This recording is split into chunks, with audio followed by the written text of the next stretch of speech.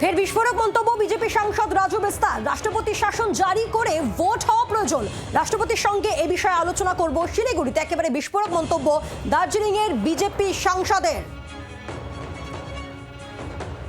নারায়ণ সিংহ রায় আমাদের প্রতিনিধি এই মুহূর্তে আমাদের সঙ্গে রয়েছেন টেলিফোন লাইনে। নারায়ণ, যে কথা বলছেন রাজু বিস্তার, এটা তো অত্যন্ত গুরুত্বপূর্ণ এবং তাৎপর্যপূর্ণ মন্তব্য, যে ক্ষেত্রে তিনি বলছেন যে রাষ্ট্রপতির সঙ্গে তিনি এই বিষয়ে কথা বলবেন।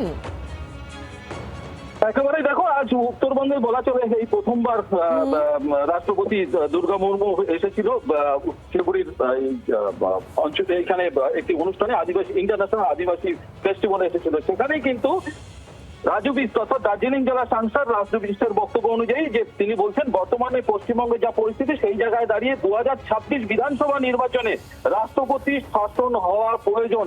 এই ইন্টারন্যাশনাল সাঁওতাল উৎসবে এসে কিন্তু রাজু বিস্তার মন্তব্য।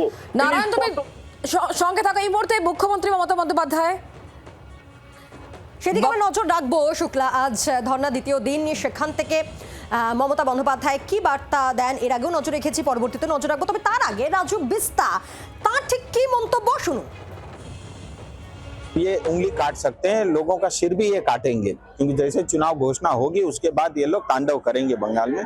और निष्पक्ष चुनाव कराने के लिए, मतदाताओं को अपना मत का अधिकार देने के लिए चुनाव आयोग से मैं गुजारिश करता हूं, भारत सरकार से भी, अगर निष्पक्ष चुनाव कराना है पश्चिम बंगाल में तो राष्ट्रपति शासन के अंतर्गत ही होना चाहिए।